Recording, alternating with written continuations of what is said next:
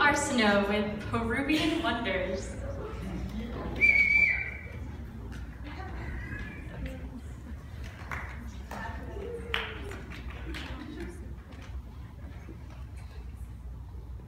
Have you ever had a memory stuck in your brain that repeats over and over and over and ceases to wane?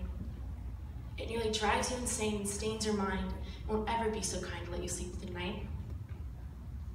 Well, for me, that happened in a place far away from home. In a place where the Spanish I've studied for 13 years finally came in handy. A language connected a bridge that allowed my understanding to roam.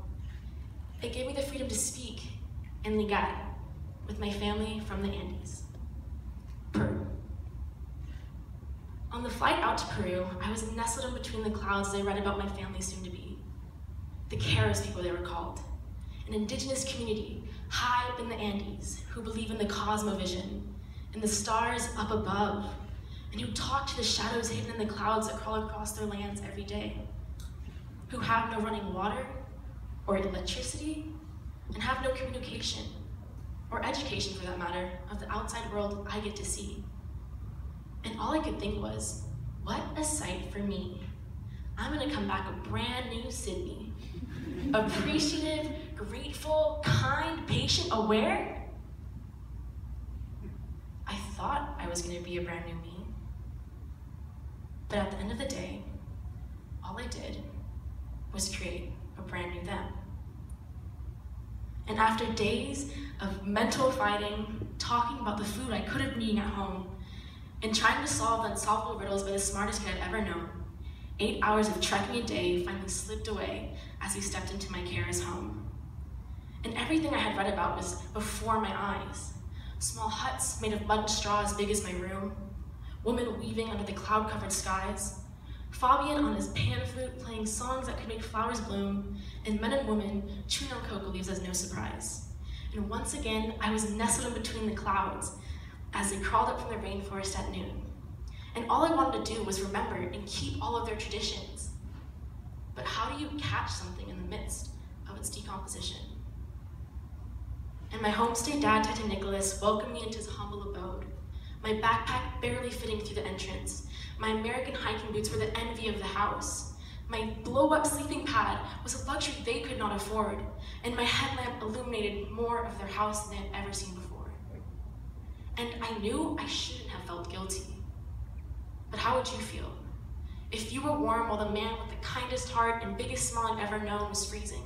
If you knew the little girl who sat across from you might not receive an education worth seizing?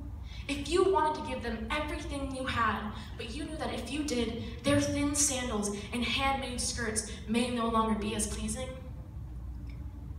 If your presence alone made them question everything they own, how would you feel? And as my homestay dad flipped through the family photos I had brought, he questioned and looked at every little thing he saw. But just like in Newton's first law, an object in motion stays in motion unless an external force is applied. I was that external force that had stopped their life in mid-course. And it was then that my homestay dad turned and looked at me and said the one thing that is stuck in my brain that replays over and over and over and ceases to wane. It is you all who don't want us to change.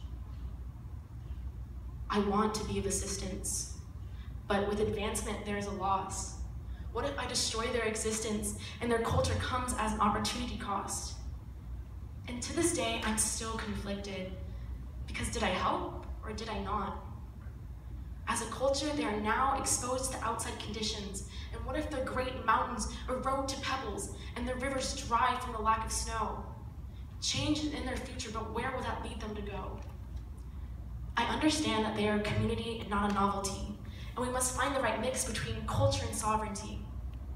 The question is, how do we find the balance between the two? For me, for Tita Nicholas, and for you. Because have you ever had a memory stuck in your brain that replays over and over and over and ceases to wane?